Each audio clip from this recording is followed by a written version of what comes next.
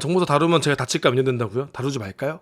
이거는 저도 고민을 좀 했는데 뉴스에 나온 걸로 할게요. 위험하진 않았고, 정보사가 신원식 장관님께서 이상이 없다 그랬어요. 이상이 없다. 뭐 정보활동에 이상이 없다 이렇게 말씀을 하시는데, 글쎄요, 이상이 없다고요? 제가 알기로는 이상이 없다고 생각하지 않거든요. 상당히 이상이 있거든요. 제가 내용을 좀 더 아는데 말씀드리기 좀 뭐하지만, 이게 이상이 없을 수가 없거든. 근데 물론 뭐 자기들 조치했다라고 자화자찬하는 거는 뭐 인정하겠는데, 가장 큰 문제가 첩보요원 신상 털려놓고 휴대폰 전원 제출, 제보자 색출만 하는 혈안인 정보사. 이게 보면은 애초에 정보사에서 나는 이거를 왜 진작에 이거를 터뜨리지 않고 왜 자기들끼리 조용히 있었나. 근데 이거를 제가 알기로는 정보사령관이 자신이 이거를 주변에 얘기하지 말라고 얘기했는데 이걸 얘기했기 때문에 정보사 요원들의 핸드폰 통화 기록을 전원 다 제출해라 이렇게 시켰다고 하는데, 이거 고발 사유가 된대요. 왜냐면 자신들이 죄인도 아니고 이거는 하나의 공익 제보잖아요. 자신의 조직에 대한 공익 제보를 한 거란 말이에요. 근데 공익 제보자에게 핸드폰을 전원 다 그 통화 목록을 가지고 와라, 핸드폰 기록을 다 가지고 와라 라고 지시하는 것 자체가, 이거는 공익 제보를 막겠다는 거잖아요. 그리고 아무리 공익 제보여도 정보사령관이 내가 얘기했는데 감히 내 명을 어기고 니들이 기자들하고 접촉하고 니들이 이런 이야기를 한단 말이야? 응? 이런 행동이 과연 맞는가? 이거에 대해서 많은 사람들이 현타를 느낍니다. 아니, 내가 죄인도 아닌데. 그리고 이거는 정보사에서 많은 인원들이 그 공무원에 대한 그 의구심을 가지고 있었어요. 아니, 저 사람 지금 죄인인데 왜 출퇴근을 하지? 왜 저거 징계 안 하고 왜 구속을 안 하지? 자, 그런데 뭐라겠어요? 국방부에서 적법한 절차를 통해서 조사 중이다. 우리는 조사를 잘하고 있었고 문제가 없었다라고 얘기하는데, 언론에 터지자마자 구속됐단 말이에요? 언론에 터지자마자 구속이 됐어요. 이건 무슨 소리야? 아니, 군사법원에서 범죄가 중대하고 도주 우려가 있대. 근데 이 사람이 6월달에 걸렸다고 하는데, 그 방첩사에 의해서 언론에 보면 6월달에 걸렸다고 하는데 8월달까지 7월 말까지 출퇴근을 했으니 한 달 넘게, 거의 2달 가까이 그냥 출퇴근을 했어요. 그럼 아무런 뭐 제재도 없이, 사람이 따라붙는 것도 아니고 그냥 아무런 제재 없이 출퇴근하고 그냥 평상시처럼 살고 있었단 말이에요? 근데 도주 우려가 그때도 있었을 텐데 왜 언론에 나오고 이 사람이 구속이 되는가? 이거를 봤을 때, 제가 봤을 때는 정보사가 이걸 약간 숨기고 조용히 넘어가려고 했던 것이 아닌가 라는 생각이 당연히 들죠. 말이 안 되는 거거든요, 사실. 자, 그런데 또 여기서 이런 게 또 있습니다. 이번에 정보사령관하고 정보사 준장이랑 맞다이 떴잖아요? 그래서 둘이 고소를 한단 말이에요. 자, 고소하다 보면 법정으로 넘어간 문제가 뭐냐? 이 사람들은 방어할 거 아닙니까? 저 군무원도 본인을 방어할 거란 말이에요. 그러면 이게 고소장에 노출이 돼요. 증거를 또 내밀어야 되니까 그 내용이 또 군사 기밀이 노출이 됩니다. 요번에 이거 안가의 사용 가지고 얘기 나오는데, 안가의 위치가 어디, 뭐 예를 들어서 속초군에 위치한, 속초군 무슨 뭐 어디 리에 위치한 어떤 안가에 대해서 뭐 이런 걸 얘기했다 하면서 고소장에 또 그걸 쓴단 말이에요. 그 변호사도 알고, 상대방 변호사도 알고, 판사도 알고. 그럼 이게 보완이 돼, 안 돼? 보완이 어려워지겠죠? 이렇게 되는 거죠. 서로 고소하면은 이렇게 된단 말이에요. 자, 그래서 아마 군무원도 이게 법으로 넘어가게 되면, 그래서 이 법원으로 넘어가는 걸 겁내했나? 라는 말도 있어요. 왜냐면은 군무원을 이제 법적으로 처리를 하면은 그 사람이 이제 변호사를 쓰면은 또 이제 그런 문제가 생길 거 아니에요. 이게 공개가 되는 거잖아, 국민들한테. 또 증거로서 공개가 될 거고. 그것 때문에 조금 더 조심스러웠다라는 그런 시각도 있고. 근데 이 부분은 내가 볼 때 정보사에서 조금 조용히 넘어가려고 한 거 아닌가.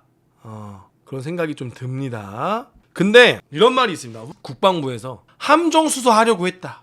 원래 함정 수사하려고 했는데 이게 언론이 알아가지고 곤란하게 됐다. 이런 이야기를 실제로 국방위에서 얘기가 나왔습니다. 이거 정보위에서도 얘기가 안 나와요. 원래 정보위가 엄청 빠르거든요. 정보위는 국정원이랑 정보사에서 매일매일 국회의원들 브리핑을 해요. 그 정보위 국회의원들은 정말 많은 비밀들 다루고 있고 함부로 이야기하면 안 되는데, 거기서도 이 정보사 얘기가 안 나왔어. 그래서 국방부에서 하는 핑계가, 사실 함정 수사하려고 했는데 기자들이 알아버리는 바람에 이거 그 유튜버 새끼가 터뜨린 것 같은데, 그 유튜버 새끼가 그렇게 한 거 아니에요? 그 캡틴 모시기가 방송에서 그 정보기관이 그 큰일이 난다고 그 새끼가 그렇게 얘기했다던데 김상훈 그 새끼가 터뜨린 거 아니야? 이런 식으로 했다라는 이야기가 실제로 전 들었습니다. 그래서 좀 기가 막힌, 어이가 없었는데, 아무튼 지금 그러니까 이게 왜 퍼졌겠어? 이 이야기가 왜 나왔겠냐고요. 정보사 대원들에 대한 처우 개선이나 정보사의 개혁이 안 이루어지니까 정보사 내부에서 스스로 그렇게 여기저기다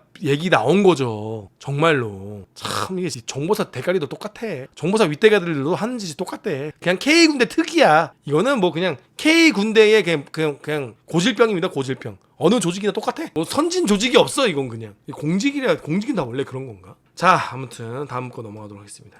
근데 이번에 개혁신당에서 우리 이기인 대변인이신가요? 아무튼 이분께서 군무원에 대한 이야기를 좀 해주셨는데 이걸 영상을 쓰려고 했더니 시사 거기서 영상 쓰면 안 된다 그래가지고 자, 제가 워딩으로 가지고 왔습니다. 이 개혁신당 이기인 의원인가요? 이분이 위원인가요? 아무튼 자, 표가 떨어져도 할 말은 하겠다는 창당 취지를 상기하며 앞으로 있을 최고위에서는 정치권의 작금의 현안보다 우리가 조명해야 될 문제에 대해서 비중 있게 다루겠다. 그래서 이제 군무원에 대한 이야기를, 군무원에 대한 처우 개선을 위한 법률 개정 청원을 읽어주셨습니다. 주된 내용은 전군 4만여 명의 군무원이 국가적 공무원과 다르게 군인에 의해 지휘 통제를 받고 있는 특성이 있어서 직장 협의회나 노동조합을 설립할 수 없고 군인 기본법과 군 형법을 적용받아 군의 훈련 및 당직 체력 검정 등을 군인과 똑같이 강요받는 실정이어서 처우와 신분의 명확성을 확보해달라는 청원을 보신 겁니다. 자, 심도 있는 심의는 이루어지지 않았고 수박 겉핥기식으로 심의임 회의록에서 확인할 수 있었다. 그러나 1년 전에 다뤄진 이 청원의 내용은 매우 타당하다. 군무원들이 사실상 민간임에도 불구하고 군대에서 근무한다는 이유만으로 훈련 참여를 강요받고 있고 그러면서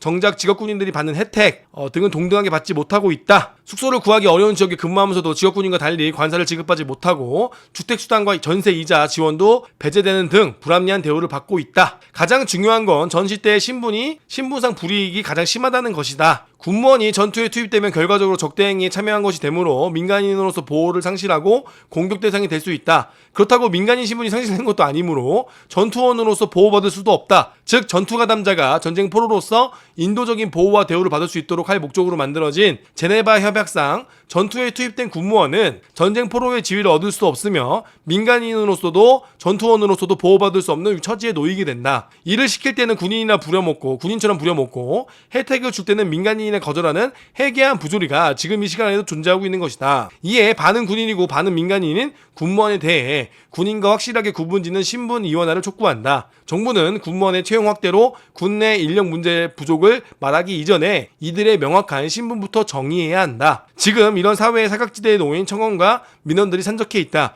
국회는 탄핵 청원에 골몰할 것이 아니라 국가를 위해 일하지만 아무런 혜택도 받지 않는 국민을 위해서 일해야 할 것이다 라고 좋은 말씀 해주셨습니다. 물론 최수근 상병 관련해서 당연히 벌받아야 될 놈도 벌받아야 되고 당연히 그것도 정의가 구현돼야 되는 것이 맞지만 민주당 쪽에서도 오직 그거로만 매달리면서 다른 현안들에 대해서 관심을 가지지 않고 다른 현안들에 대해서 집중하지 않는 점이 저도 매우 통탄스럽습니다. 근데 이제 국민의힘도 열받죠. 국민의힘이 그걸 인정을 안 하니까 지금 또 진행이 안 되는 것도 있고 아무튼 거대 양당이 제대로 일을 안 하고 있는 것이 팩트입니다. 거대 양당이 제대로 좀 일을 하면서 좀 빨리빨리 바꿀 게 너무 많은데 서로 왜 일을 안 하는지 모르겠습니다. 답답한 일입니다. 아무튼 개혁신당 화이팅 하시고요. 김상 개혁신당을 일부 지지합니다. 자, 그런데 병장 월급 내년부터 200만 원까지 오른다. 초급간부와 비슷해진다고 합니다. 그렇다니까 어떻게 돼?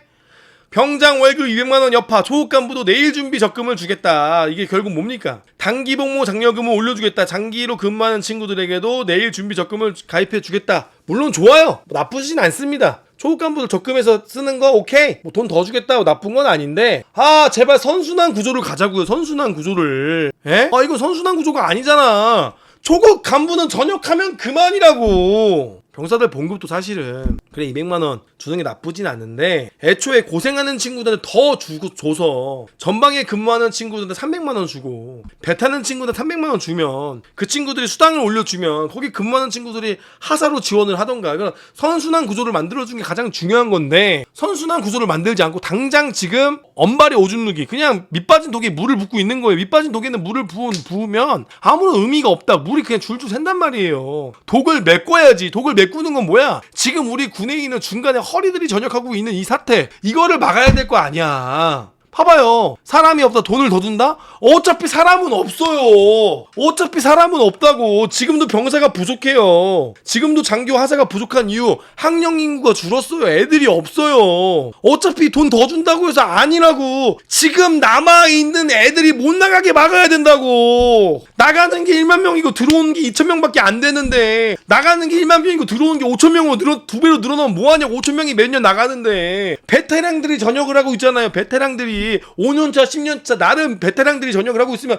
그 베테랑들을 못 나가게끔 묶어놔야지. 그럼 그러한 정책이 나와야지. 당장 단기 법무장임금 늘려주면 그냥 또 언발에 오줌 넣는 거 아니야. 그냥 또 언발에 오줌 넣고 그냥 또 밑빠진 독에 물 붓는 거 아니야. 아우 이 돈 아까워 죽겠네 진짜. 왜 밑빠진 독에 물을 붓냐고. 독을 막아놔야 될 거 아니야. 독에 투자를 해야 될 거 아니야. 독에 투자를. 독에 물이 안 빠지게 본드칠을 하던가. 그걸 붙이든가 해야 되는데 또 씨발 밑빠진 독에 물이 빠지니까 자 물 더 가지고 오세요. 야 이 미친놈아, 독을 막아야지. 물 더 부으면 땅에 물만 고이지. 진짜. 밑빠진 독에 물이 빠지고 있다고 물을 더 부어드릴게 하는 거 아니에요 지금. 이게 선순환 구조가 안 된다고요. 그리고 이 영상 한번 보세요. 병장들아 200만 원 받을 자격이 있냐? 이거 보면은 사람들이 네가 뭔데 200만 원 받을 자격이 있냐고 얘기하냐? 병사들 200만 원도 부족하다라고 욕을 하고 막 싫어요 테러를 많이 하시는데, 저 영상의 주된 주제는 병장들이 200만 원 받는 가치를 한다면 그들에게도 맞는 그런 자유와 자유를 줘야 된다는 내용이었어요. 그만큼 우리가 캠프화되고 선진화되고 병장들도 이제 간부급으로 2인실 3인실 평일엔 핸드폰 주고 그냥 핸드폰 자유로 풀어주고 주말에도 외출해봐 편하게 풀어주고 휴가의 개념이 아니야 연가처럼 쓸 수 있게끔 병장들은 현진 병역을 주어줘서 그들이 인터넷 PC도 쓰고 생활관에 살면서 이렇게 되면 그대로 이어서 간부로 한번 지원해볼까라고 할 수 있는 선순환 구조를 만들어줘야 된다. 단순히 이 돈에 투자하는 것이 아니라 이 돈으로 봉급으로 투자하는 것이 아니라 이 봉급을 시설이나 장비 시설이나 시스템에 투자를 하면은 더 선순환 구조를 만들 수 있는 거 아닙니까? 시스템이나 그런 거 한번 만들어 놓으면 몇 년씩 가는 거고. 근데 이거를 그냥 돈으로 때려잡으니까 이게 해결이 되냐 이거야. 정말 답답합니다. 어차피 사람은 없어요. 어차피 내년에 또 사람이 줄어요. 어차피 장교로 들어올 이유는 또 없습니다. 그러면 학군단을 개편하고 학군단을 없애던가 학군단을 권역별로 묶어서 가던가 학군단을 축소 개편하던가 훈련을 바꾸던가 해야 돼. 지금 할 게 얼마나 많은데 단순하게 왜 적금만 또 들어주고 돈만 늘어주면 이게 되냐고. 대통령부터 다 60세 이상 하지마. 대통령도 이제 60세 미만으로 가. 대한민국 공직 다 60세 미만으로 가. 다 찢어버리면 미쳐버리겠네. 또 세금이 줄줄 새겠죠. 저 핵심을 자꾸 왜 빼는 거야? 이 핵심은 이거란 말이에요. 군에 허리가 없다고. 허리가 아니 허리병신이어서 지금 휠체어 타고 있는데 휠체어 탄 사람한테 청바지 사주고 허리보드 사주면 뭐하냐고. 걷지를 못하는데 허리 수술을 해줘야 뭐 신발을 신던가 바지를 입을 거 아니요. 그 의미가 있는 거 아니요. 휠체어 타고 다니는데 씨발 좋은 신발 사주면 뭐한대? 신발에 달치 났는데 휠체어 타고 다니느라? 그러면은 아니 그 허리 수술을 해주든가 걸을 수 있게 해줘야 될 거 아니요. 걷지를 못하는데 운동화 좋은 거 사주면 뭐하냐고. 하이테크 널로 나이키 신발 사주면 뭐하냐고. 뛰지를 못하는데 보기만 좋은 거 아니야. 돈만 날리는 거라고. 차라리 그 돈으로 허리 수술을 해주든가 허리 치료를 해주든가 걷게끔 뛰게끔 해주든가. 나 미쳤네 정말. 핵심을 빼먹냐고. 지금 소령들이 전역을 하고 있고 상사들이 전역을 하고 있고 육아휴직 한번 해보세요. 육아휴직 통계를 한번 봐야 돼. 얼마나 육아휴직 많이 했는가. 육아휴직 이후에 전역하는 친구들 한번 통계를 내야 돼. 그래서 그러면 육아휴직 1년 2년 쓰고 바로 이어서 직보방 가는 친구들 계산해보면 그 친구들이 2년 동안 편제를 잡아먹고 있는 거예요. 그럼 그들이 왜 그렇게 전역을 하는가. 지금 상사 전역률, 소령 전역률, 육사 전역률, 비출신들 전역률, 장기 지원율 한번 다 따져봐야 된다. 이런 걸 다 따져보면서 연구를 해야 되는데 환장할 일이죠. 일이에요. 초급 장교가 전역에 돈을 못 벌어 전역하는 것도 있지만 지금 군 내에 있는 선배들이 다 전역하고 마음 떠난 사람들밖에 없단 말이야.